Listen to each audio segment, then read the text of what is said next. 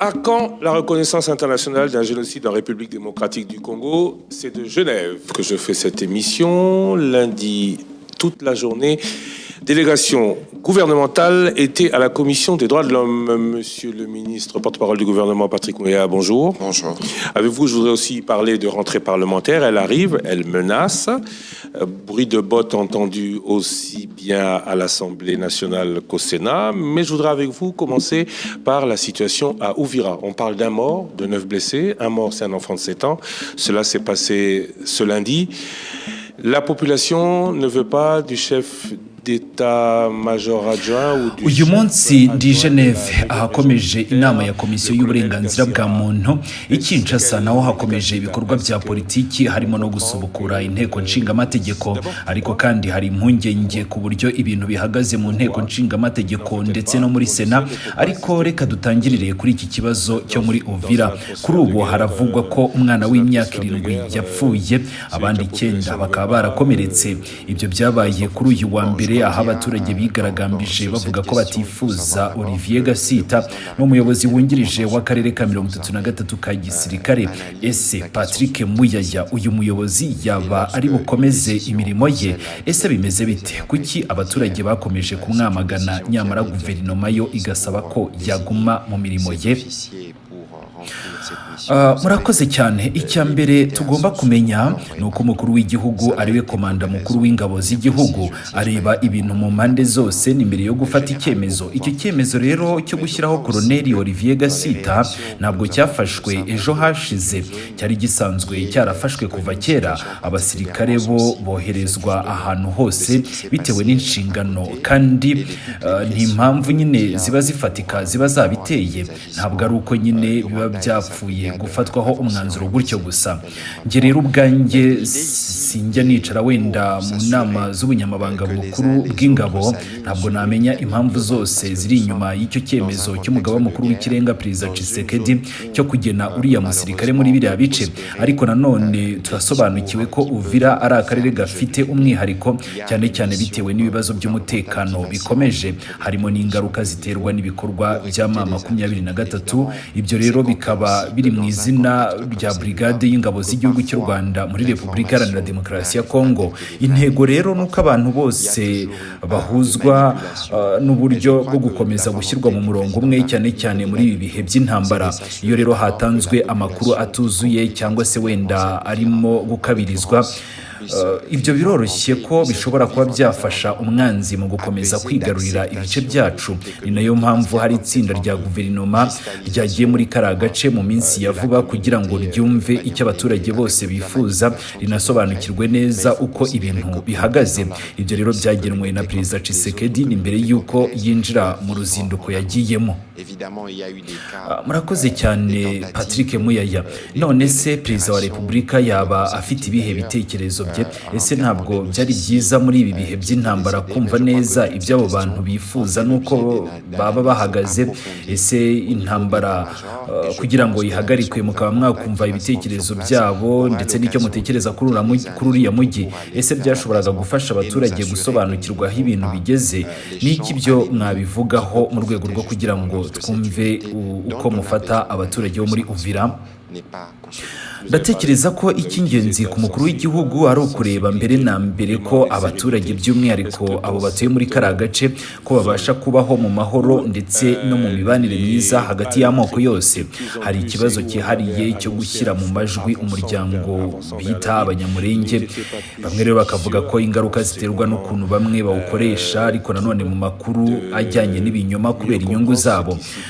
Kuri Perezida rero uwo muryango kimwe n'abandi bose bo mu gihugu bagomba kubaho mu bumwe kandi n'ituze. Nibyo rero bijyana n'ibihe bimwe na bimwe byagiye bibaho byo kwanga bamwe muri iyo miryango bikozwe n'abazarendo. Ariko kandi icyo tugaragaza nuko ibibazo by'Abanyamurenge iteka ryose byagiye bishyirwaho umutima n'ubutegetsi bwa Kinshasa. Ni nyuma y'uko rero mu minsi yashize nk'uko mwagiye mubibona Perezida Tshisekedi yagiye agena benshi mu bagize uwo muryango w'Abanyamurenge bagahabwa inshingano. Ariko kandi habayeho kwivanga mu bibazo. Ni nyuma yaho habayeho ejo bundi bijyanye no gushyingura umurambo w'umusirikare witabye Imana. Ibyo byose rero byarasuzumwe neza n'umunyamabanga mukuru w'ingabo, agaragaza ko hakomeje kugenda habaho ibikorwa byo kwivanga mu miyoborere y'igisirikare bikozwe na Wazalendo. Ndizera ko itsinda rya guverinoma rizajya muri kariya gace rifite umwanya wo kumva impande zose kugira ngo hagere ku mahoro arambye no kwirinda gufungura amarembo y'umwanzi ngo abe yakinjira mu mujyi wa Uvira. Umwanzi ashobora gukoresha icyo gihe cyo kumva ko twebwe twacitsemo ibice akaba yahita twinjirira, ariko kandi intumwa ya Tshisekedi kuri ubu ngubu iri kwerekeza muri Uvira kugira ngo byose ibikemure. Patrick Muyaya, hari impungenge z'uko bamwe babona ko habayeho kwigizwayo cyangwa se gusenya bitewe n'amateka cyangwa se amoko yo muri Repubulika Iharanira Demokarasi ya Kongo. Cyane cyane turagaruka ku bwoko bwa Colonel Olivier Gasita. Ese koko hari icyo abahanga mu gisirikare bavuze ku bushobozi bwe? Murakoze cyane. Kuri ibyo byose harimo isuzuma ryakozwe ryimbitse. Ni mu byo twabonye ku mateka ye, ntibivuze ko byose ari ukuri. Ingabo zacu zasobanuye neza ko zishyigikiye uyu musirikare mukuru washyizwe ku mwanya we, kandi abayeho kubera ko yerekanye ko afite ubushobozi bwo gukora ziriya nshingano. Ariko kandi ibyo byose biri kubera mu gihugu cyacu, ni mu gihe cyuzuye umwuka mubi ukabije ujyana n'intambara, aho u Rwanda rurimo gukoresha uburyo bwose bushoboka mu gukomeza kuducamo ibice nk'ibi ngibi muri kubona mu mujyi wa Uvira.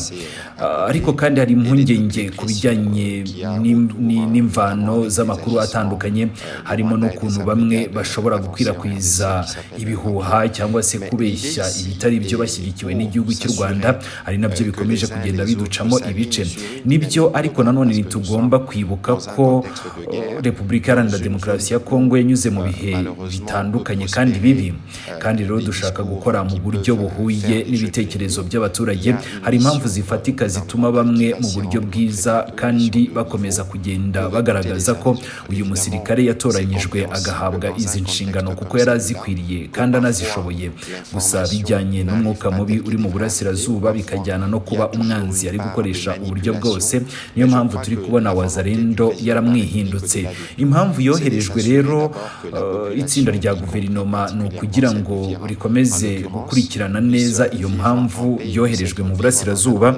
Ariko kandi iryo tsinda rizanumva impande zombi, rishyikirize raporo umukuru w'igihugu. Ariko nubwo wenda dufite ibitekerezo bitandukanye ku bijyanye n'uyu mwanzuro, ibyo ntibigomba guteza umujyi wose gucika intege cyangwa se kugaragaza imyigaragambyo ishobora guhinduka urugomo. Turabizi neza ko Tshisekedi kino kibazo yagishyize ku mutima ndetse arimo kugikurikirana, nyuma y'uko itsinda rya guverinoma rivuye muri Uvira rizamugezaho raporo igaragaza uko byifashe ndetse n'umwanzuro wakurikiraho, ku buryo abatuye Uvira rero bazamenyeshwa ikizakurikiraho nyuma y'uko intumwa yoherejwe n'umukuru w'igihugu ikubutseyo.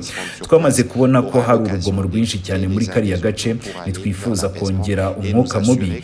Ni aha rero turimo turatanga ubutumwa bwo guhumuriza abaturage ndetse no gukomeza kubashishikariza kugira ituze no kwiyunga, aho kugira ngo bakomeze kugendera kuri propaganda y'umwanzi w'u Rwanda ushaka gukomeza kuducamo ibice. Christian, hari byinshi bivugwa muri Wazalendo, ariko mbere na mbere twifuza ko buri wese yasobanukirwa icyo bivuze. Wazalendo ubundi bisobanura patriote cyangwa se gukunda igihugu. Ni muri iyi ntambara rero n'igihugu cy'u Rwanda, intwaro yacu si ibikoresho gusa byo kurwana, intwaro yacu ni imyitwarire yacu yo gukunda igihugu.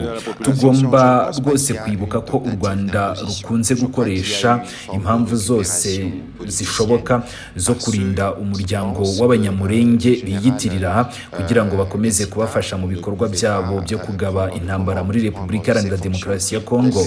Ni nayo mpamvu dutanga ubutumwa bwo guhumuriza abaturage kugira ngo hatabaho gushyigikira imvugo z'urwango zikoreshwa nk'impamvu z'ibikorwa by'ubugizi bwa nabi.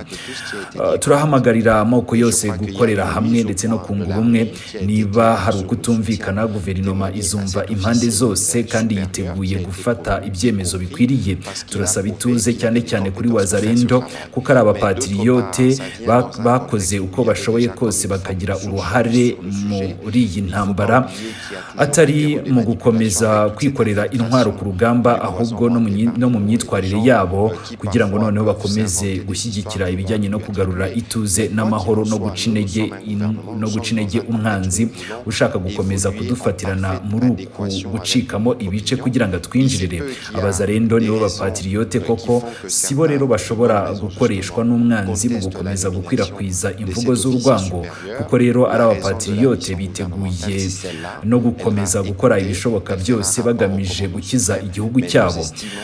Tukaba rero dutegereje raporo y'icyemezo cy'itsinda rya guverinoma rigiye gukora igenzura ryimbitse muri kariya gace, nibwo tuzamenya neza ikizakurikiraho. Hari kandi n'inama y'ubuyobozi bw'inzego zitandukanye, aho twaganiriye ku mutekano w'igihugu ndetse no ku itangira ry'inteko nshingamategeko. Intego nyamukuru ni ukugira ngo itangira ry'inteko ribe mu ituze kandi rishobore gutuma ibibazo by'abaturage byitabwaho kandi hagashyirwa imbere iby'ingenzi ku gihugu. Ari nabyo rero byagejejwe ku mwanzuro washyizwe ahagaragara na Vital Kamerhe, perezida w'inteko nshingamategeko. C'est notre attitude, parce qu'il ne faut pas oublier que le Rwanda fait du prétexte de la protection de la communauté Banyamulenge une raison de la guerre.